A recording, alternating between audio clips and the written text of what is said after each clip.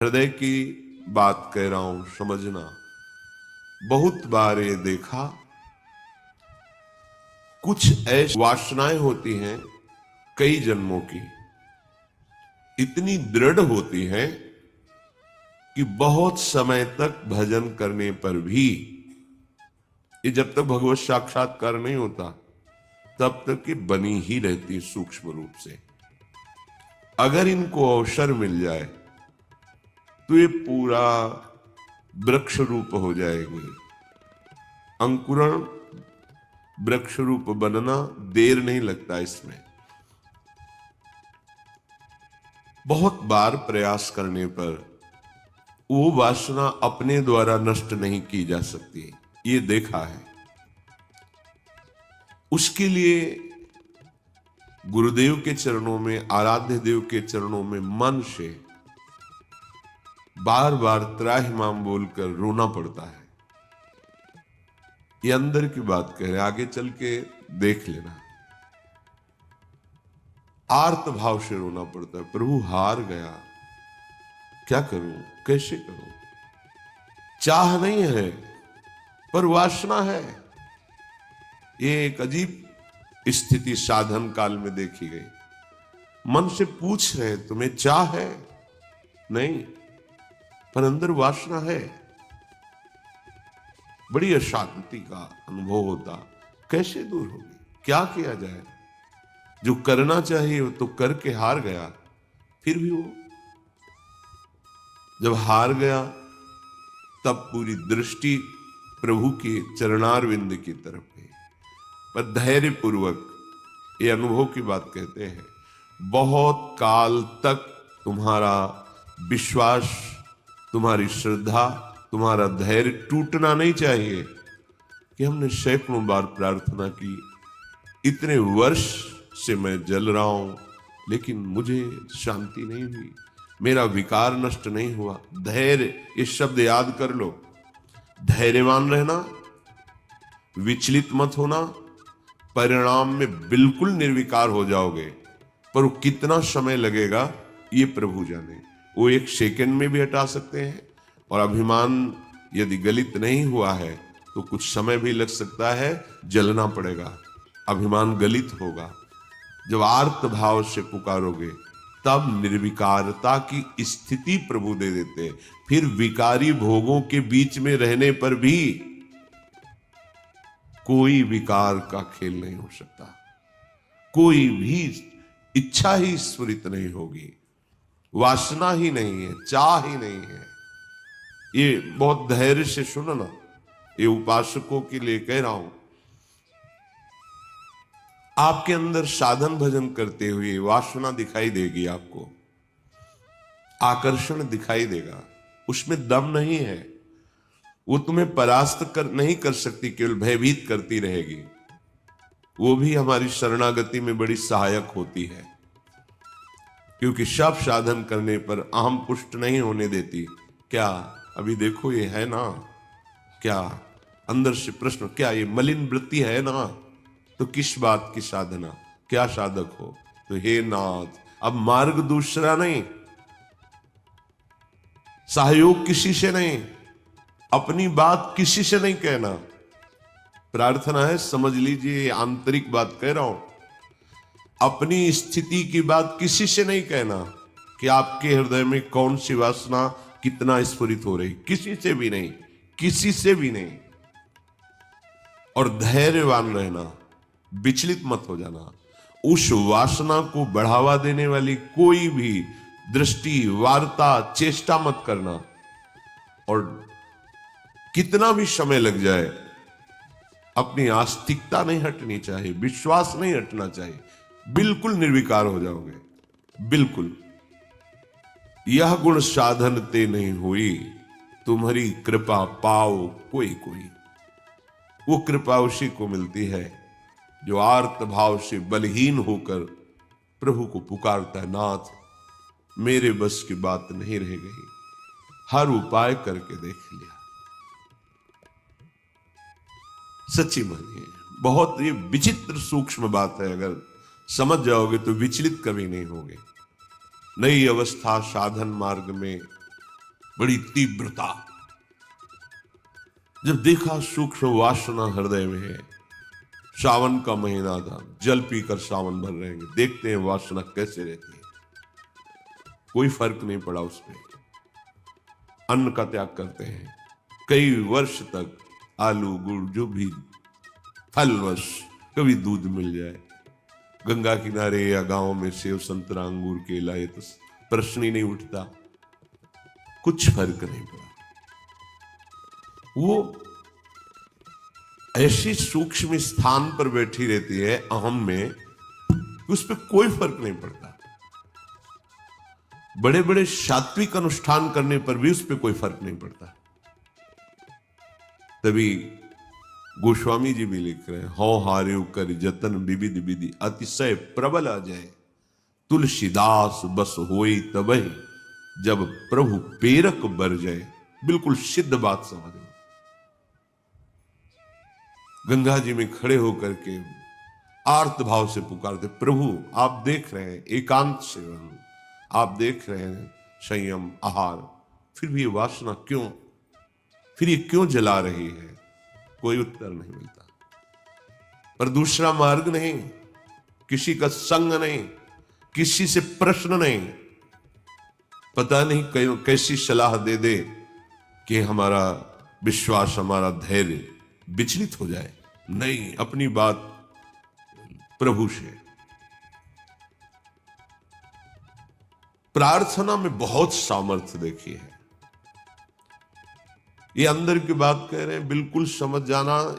ये इसलिए कह रहे हैं, ये मार्ग बहुत फिसलन वाला मार्ग है, बहुत संभाल संभाल के कदम रखने हैं। अंत तो गत्वा ये आया कि हैं हम आपके, जैसे भी हैं वैसे आपके। अब आप देख लो, जैसे रखना चाहते हो वैसे रखो। नाथ मैं हार गया हूं, आप देख लो। कब वो चली गई पता ही नहीं चला। जिससे हम लड़ते रहे, जिससे हम जलते रहे, जिसके लिए हम साधन करते रहे, नहीं फर्क पड़ा। और जब उनके भरोसे छोड़ दिया, कब वो वृत्ति चली गई पता ही नहीं चला। इसीलिए बात कल चिंतन में चल रही थी कि अगर कोई समझ पाए तो इसे जरूर बताएं कि ये करने से नहीं होता, ये होने से होता है। बस देख लिया, मैं आपके बनने योग्य नहीं हूं, पर जैसा हूं आपका हूं। देख लो प्रभु, आप राजी हो तो राजी, मैं जलता रहूंगा, कुमार्गगामी नहीं बनूंगा, अन्य अवलंबन नहीं लूंगा, जलता रहूंगा। आप राजी हो मेरी जलन में, जीवन भर जलाते रहो। आप देख लो, अब मेरे बस का नहीं रहा, क्योंकि वो सूक्ष्म ऐसा कि वहां कोई प्रहार ही नहीं पहुंच रहा। अंतःकरण की अहम के महल में सूक्ष्मता से वो रह रहा है। जो भी करो वो बहुत पुष्ट हो रहा है। केवल हटा या हटेगा या हट रहा है तो प्रभु की कृपा से। इसलिए बड़े बड़े महापुरुषों के वचनों में दैन्यता और कृपा शब्द आता है। दैन्यता को हम तुच्छा परम मधमा, कृपा हिश वृंदावनस्य, ये वृंदावन की महिमा, ये वृंदावनेश्वरी की महिमा, वृंदावनाधीश्वर की कृपा। ये अंदर से कह रहा हूं, समझ लो, एकदम समझ लो। धैर्यवान रहना, विचलित मत होना, ये न सोचना कि इतना समय हो गया अभी नष्ट नहीं हुआ। बिल्कुल नष्ट हो जाएगा, पता ही नहीं चलेगा। जैसे आप कब जवान हुए, कोई तारीख, कोई तिथि, किस दिन आपकी दाढ़ी मूछ उगी, आपने समय तारीख, ऐसे वो घड़ी भी याद नहीं रहेगी कब आप निर्वासनिक हो गए। कभी स्मृति में आएगा, अच्छा ये तो बहुत वर्षों से जलाया, वो तो अब ढूंढे भी नहीं मिल रही वृत्ति, गई। देखो प्रभु की कैसी कृपा हुई, ऐसा अनुभव होता है। श्रीपाद कह रहे कि शास्त्र और गुरुदेव के वचन करोड़ों बार समझाए जा रहे, तुम्हें समझ में नहीं आ रहा। जिससे लोक निंदा हो, ऐसी चेष्टाएं, ऐसे आचरण, तुम क्यों संयम में नहीं रह रहे? देखो इतना तो है कि हृदय जल रहा है, पर चेष्टाओं पर अंकुश होना चाहिए। हृदय में चाहत जला रही है संसार के भोगों की, पर हम बाहर से संयोग नहीं होने देंगे। तो उससे क्या होगा, वो क्रमशः हर बार कम होती चली जाएगी, शांत होती चली जाएगी, पर पूर्णतया निर्विकार स्थिति ये भगवत कृपा से होती है। मनागपि च नोत्सहे हत मनो युवत्या हृतम निरोधुमत ईदृशम किम विताश वृंदाटवी। ए भाई, अपने भाग्य को नीचा मत गिराओ, माया के द्वारा अपरहित मन से अधर्माचरण मत करो, बहुत पछताना होता है। प्रमाद स्थिति में समझ में नहीं आता, गलती हो जाती है। जब गलती हो जाती तो उत्साह नष्ट हो जाता है, तो लगता है अब क्या, फिर वो गलती पे गलती, गलती पे गलती करता हुआ, फिर उसको लगता है इसके बिना तो मैं जी ही नहीं सकता। गया हतभाग्य, नीचे गिर गया, भाग्य नष्ट हो गया उसका। जो मनुष्य जीवन, दिव्यता, भगवत तत्व का बोध, भगवत प्रेम प्राप्ति, जगत मंगल करने वाला, वो गिर गया। जहां हमें ये बनना चाहिए था, वहां हम वासना के अधीन हो गए। श्रीपाद कह रहे हैं, अगर कोई रोक सकता है मुझ पतित को, निरुद्ध मत ईदृशम किम विताश वृंदाटवी, तो मुझे वृंदावन रोक सकता है। श्रीपाद की निष्ठा धाम की अद्भुत है। ये धाम मुझे निर्विकार कर देगा। यहां फिरे स्वार्थ आपने, भजन गए फिरे बाह। श्री ध्रुवदास, वृंदावन का जिसको अनुभव हुआ तो देखा है कि वृंदावन का आश्रय ले ले तो धीरे धीरे वो हृदय को निर्विकार कर देता है, प्रिया प्रीतम में कर देता है। यहां से बाहर जो आते जाते जन अनुभव करें, यहां एक आते ही एक दिव्यता है, एक अलौकिक निर्विकार की स्थिति अपने आप यहां है। बाहर निकलते ही वो भजन, वो आनंद, वो चिंतन अपने आप हट जाता है, क्योंकि त्रिगुणात्मिका माया का प्रवाह है। ये धाम है। जो निरंतर धाम में वास करते हैं, अगर वो सावधान होकर के रहनी से रहे, तो श्रीपाद कह रहे हैं, यदि आप रहनी से रह गए वृंदावन में, तो आपके हृदय का परिवर्तन होना प्रारंभ हो गया। आपको श्री जी की चर्चा, प्रभु की चर्चा, ये अमृत जैसी लगने लगेगी। जैसे देखो, आपको कोई कहे कि 3 बजे रात्रि के जग के दिनचर्या करके स्नान आदि आपको पहुंचना है, कितना बोझा लगेगा इस समय सोना छोड़ करके दिनचर्या। लेकिन बिना किसी कष्ट के आप, बिना किसी विषाद के आप बिल्कुल उत्साहित होकर, तैयार होकर सत्संग में आते हैं। ये वृंदावन की कृपा है जो हमारे मन को ऐसा किया गया है। नहीं तो शरीर सुख में ही हम संतोष किए हुए बैठे हैं, परमार्थ की, अध्यात्म की वृत्ति की तरफ है ही नहीं। वर्तमान के भोगों में मगन हुआ प्राणी वो भविष्य को नहीं देख पा रहा है कि मेरी अमूल्य श्वासें, मेरा अमूल्य समय व्यर्थ में नष्ट हो रहा है। शरीर छूटने के बाद फिर पछताना ही पछताना है। कोई वस्तु, व्यक्ति, स्थान, पद हमारे साथ नहीं है। केवल प्रभु का नाम, प्रभु का चिंतन, प्रभु की सेवा, सत्संग, यही सत्य सच्चिदानंद है। यही तुम्हें शरीर छूटने के बाद परम सुख देगा। देखो, लौकिक सुखों के भोगों में लोग प्राण त्याग रहे हैं। तुम्हें एक जरा सा विवेक केवल धारण करने की जरूरत है। तुम्हें खुद दिखाई देगा कि सब धोखे में जीवन नष्ट हो रहा है। अज्ञान है इसलिए नहीं समझ में आता। थोड़ा सा विवेक, थोड़ा सा ज्ञान जागृत हो तो आप वैराग्यवान बन जाएंगे अंदर से। यदि आपको प्रभु की कथा वार्ता अच्छी लगने लगी है, बड़ी कृपा हो गई है। रोग का प्रभाव कम होने लगा है। नहीं, यह हरिचरित सुहाता नहीं है।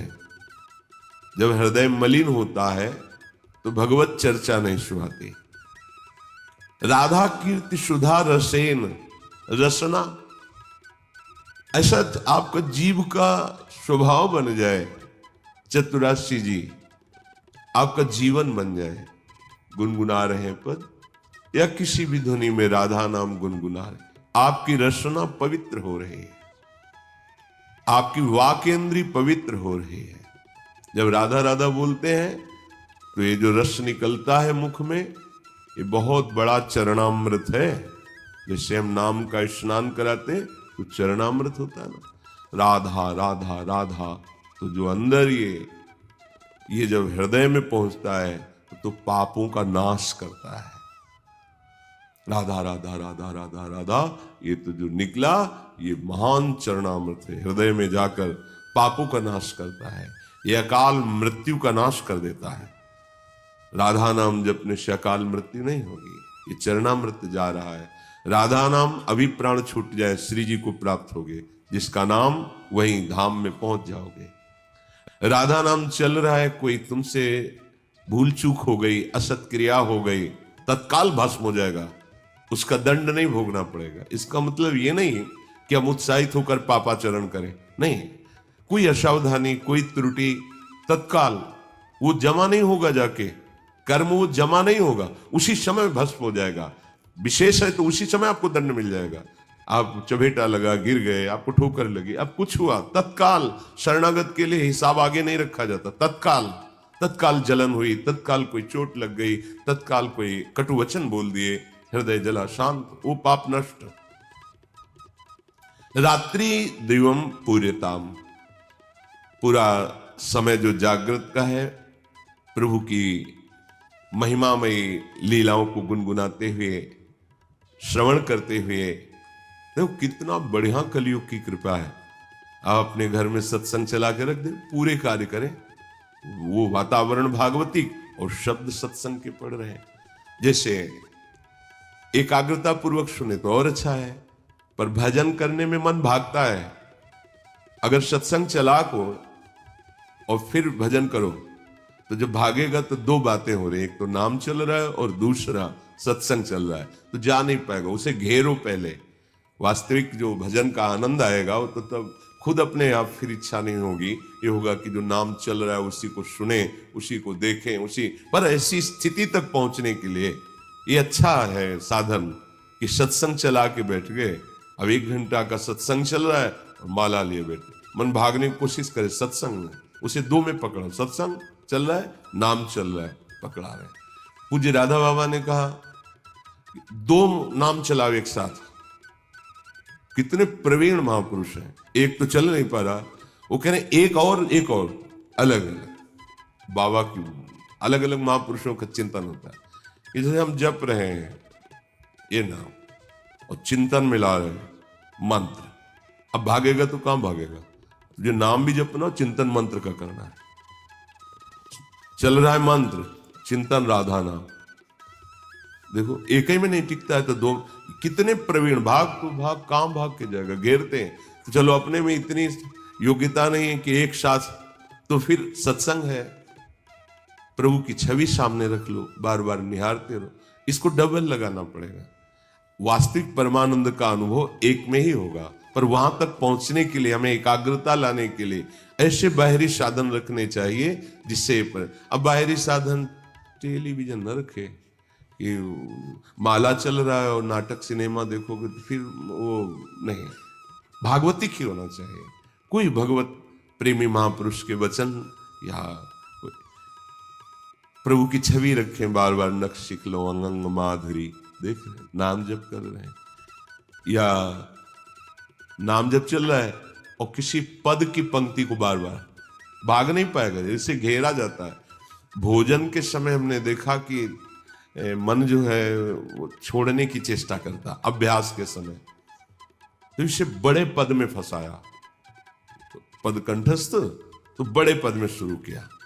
अब आराम से पूरी पद में दृष्टि, क्योंकि बड़ा पद भूल जाएंगे तो भूल जाएंगे, फिर आराम से पा रहे और पद पूरा चल रहा है। धीरे धीरे ऐसा कि कवल उठाते ही पद चलने लगे। अब 1 घंटा लगे प्रसाद पाने में, आराम से पा रहे, पूरा पद चिंतन करते हुए। जहां हमें लगे कि हमारा भजन छूटता है वहीं से पकड़ाओ, मन को पकड़ाओ, कोई पद पकड़ा दो, कोई भजन पकड़ा दो, कोई ध्वनि पकड़ा दो। एक बार ये पकड़ लेना, फिर इसका स्वभाव है ये बार बार उसी को पकड़ता है।